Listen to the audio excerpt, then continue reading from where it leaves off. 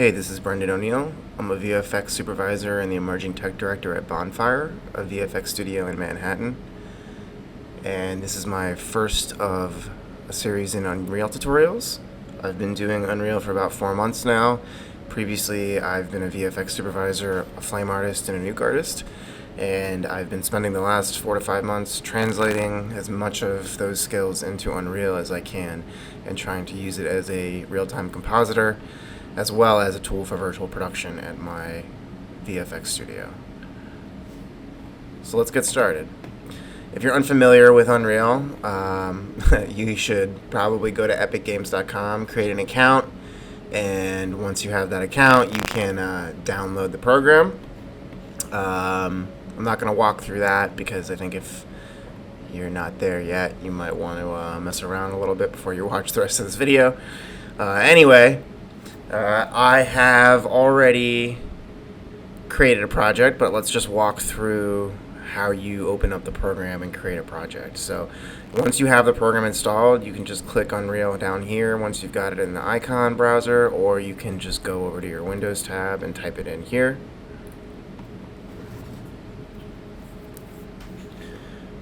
Once you click that, you'll end up getting this little box that has previous projects that you've worked on, or you can start a new one. So I'm going to go ahead and start a new project, and I'm going to choose film and TV since we're going to be making a cinematic today. And I'm going to go ahead and choose a blank project. I'm going to turn on ray tracing so that we can use it. I'm going to keep the starter content in there. I don't really need it, but I'm just going to go ahead and do that. Let's name this one rev.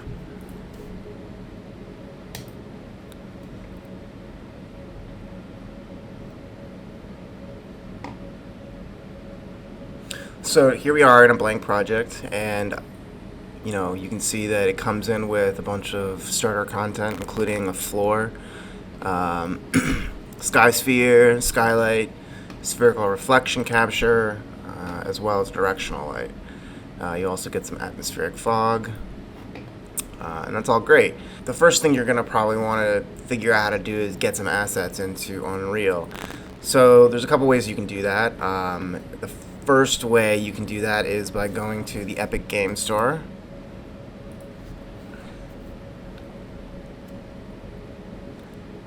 Going to the marketplace and browsing tons and tons and tons of content that you can either purchase, or a lot of it is actually free and you can jump right in and start playing.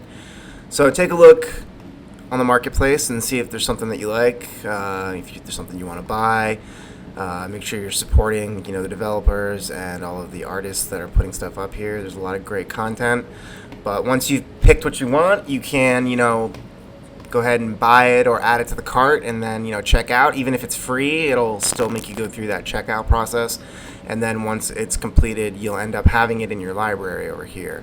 So once you go in your library, you'll see you've got all these different things that I've downloaded before to mess around with, and if there's something that you want in your project, as long as it's compatible, you can just click add to project, and right here is the project, tutorial 1 rev, and you can just hit add to project. And now it's going to go ahead and literally send that whole thing into my project content folder. And if you're curious where that is, when you create a new project,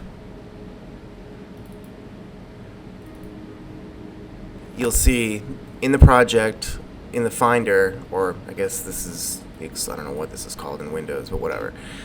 In this folder structure of your project, you'll see there's a content folder. If you click this content folder, you can actually see all the stuff that you've downloaded from Epic Games, as well as from other sources.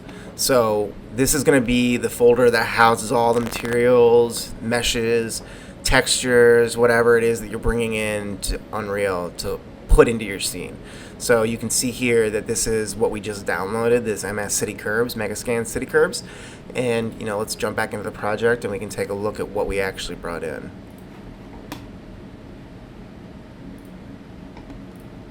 Cool. So here we are in the project, and you can see that it's brought in a few different folders: 3D assets, maps, master materials, and scatter 3D.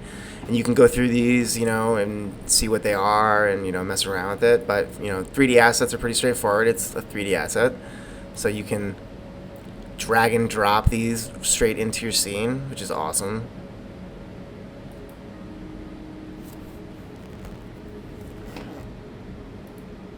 And if it's not big enough, you can go over here and make it a little bit bigger, move it around, do whatever you need to do. Over here is the rotation, scale, location, XYZ. Turn it a little bit. Cool. So you can see that you've got this nice little curve in there. It's got some nice textures. Here are the different maps that correlate to the actual material. So you've got your albedo, displacement, normal, and roughness. And this is the material itself. So if you take a look at this material, you can see that all of those maps are actually in here as well. And if you're curious about how this is set up, you can actually jump into the parent material. And something to note is that whenever you're using Megascans from Quixel or other assets, a lot of times they come with one master material for everything, and that is the parent. And so you have to be really careful when you go into these, because you don't necessarily want to change it. If you're going to make any changes to the parent material, it's always recommended that you copy and duplicate this into a new one, so that you can actually manipulate it without affecting the global one, which would of course affect all of the other materials that you've downloaded.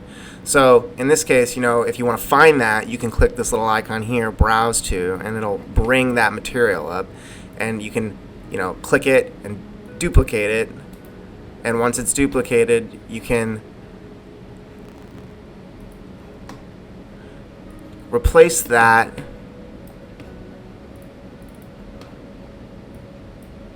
Once that's duplicated, you can then replace that in your material for whatever asset you're using. And now you can go in and change that without affecting all of the other ones that you've been messing around with. And you can see that it's pretty straightforward.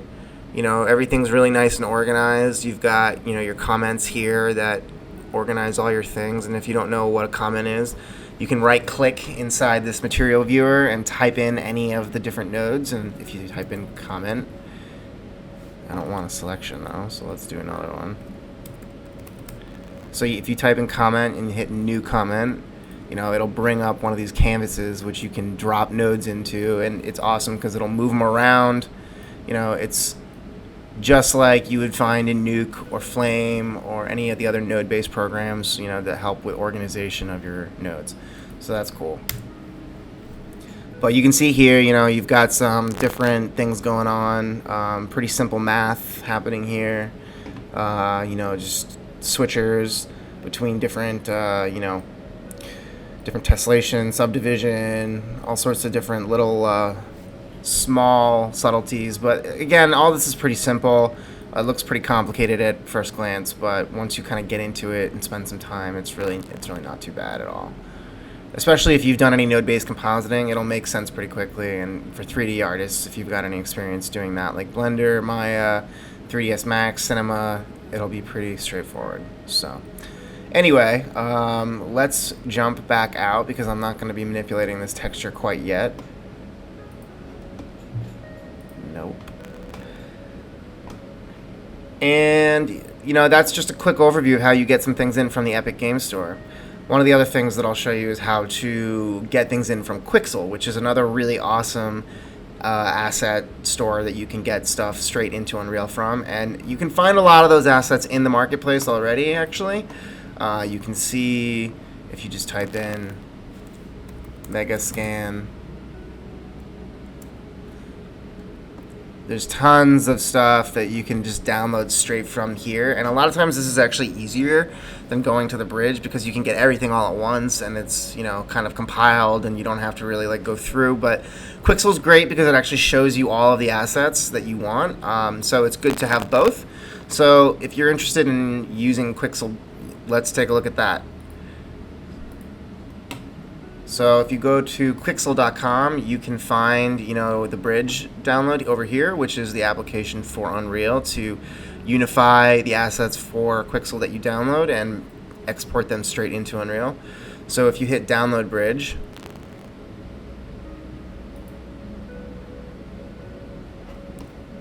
it'll bring you to this page, and you can hit download for free, save, and now it is installed.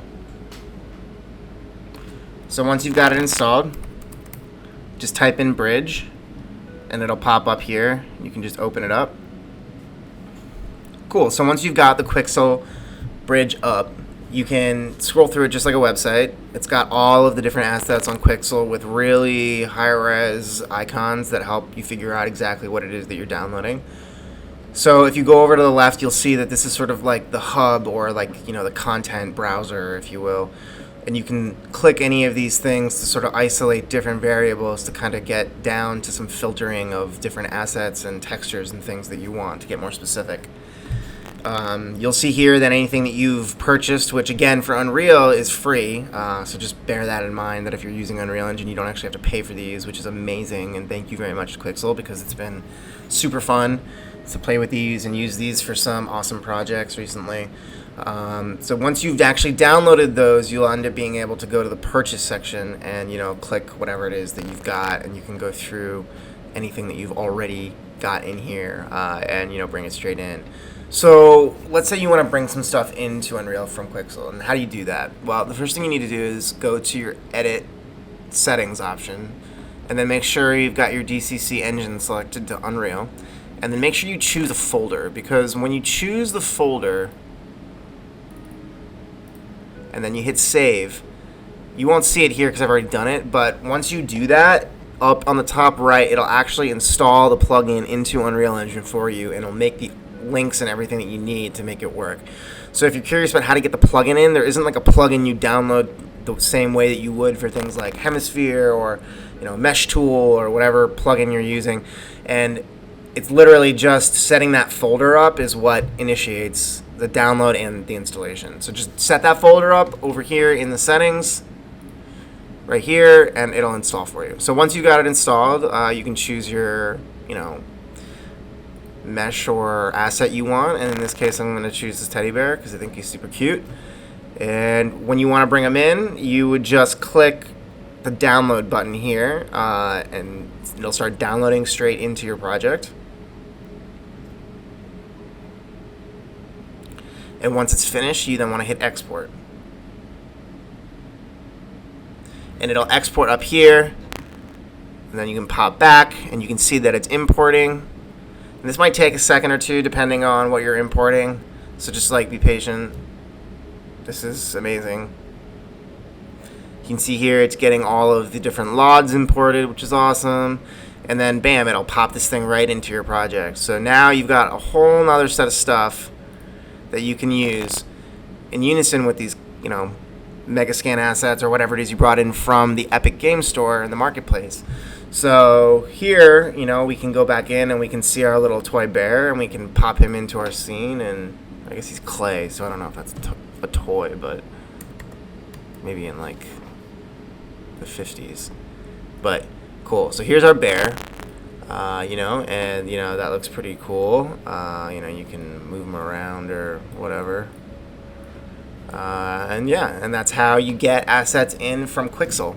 So yeah, if you have any questions, feel free to let me know. Shoot me a message, and I hope this was helpful. One quick thing I want to note about Quixel is that when you're in the bridge and you want to import 3D plants, which is a very specific asset, recently a lot of people have been having trouble, including myself, and it can actually crash Unreal over and over and over again. So if you end up having that problem, there's a few workarounds for it. I know that Quixel's looking into it, so just be patient and, you know, let the devs get their jam on to fix it. I'm sure that it will be resolved soon, but regardless, if you're interested in fixing that problem and being able to download 3D plant assets into Unreal without it crashing, you can do one of two things. You can set your project folder up here to something local and then download all your assets locally and then bring them in as you would anything else. So when you're in Unreal, you know, you would go to your folder, find the download folder, and then drag those into Unreal. But if that's not your jam, there is another workaround. You have to be a little careful with this and make sure that you know what you're doing and what you're turning off, just because it can be a little limiting if you're trying to collaborate with other people or you're doing some other things that you're importing. So just make sure you know what you've turned off and where to turn it back on if you need to. And that's source control. So if you're interested in being able to import straight into Unreal for the moment, one of the ways you can do that is if you go to Edit, and you go to Edit Preferences, and you type in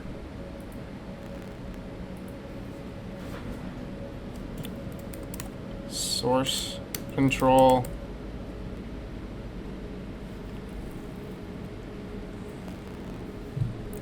It'll bring up this, thing in the editor preferences that says all of your loading and saving preferences.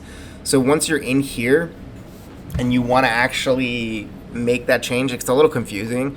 But what you should do is just unclick this or click it, one of the two, and it'll give you this option to deal with source control. And so, you can click one of these things if you want, but for now I'm going to say none, source control disabled, and you can click run without source control. And I'm going to just hit global settings again, just because I want it on, and then again, run without source control. Once you do that, you can then re-import 3D plants without crashing the system. So just again, remember what you've done, and if you need to change it back, just again click the global settings button and it will pop back up.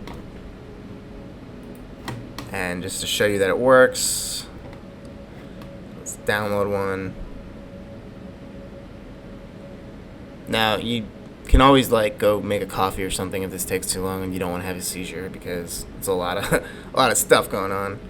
Alright, so here we are. That took a long time, but it worked. But just bear in mind, there's a bunch of different plants and stuff that come in with them, so sometimes it can actually take a little bit because you're importing multiple different things, which is not the case when you're usually doing a 3D asset. It's usually one thing, but in this case, you've got 1, 2, 3, 4, 5. You've got a bunch of different assets and log values and things like that you can use. So actually no, they're all LOD0, which is great, but which is a little confusing because it's LOD01, LOD02, so they're all LOD0, so you can use them, whatever, but there's 7 of them, so it took 7 times as long as it normally would. But you can just drag one of them in and start putting them in your scene, and it's awesome. So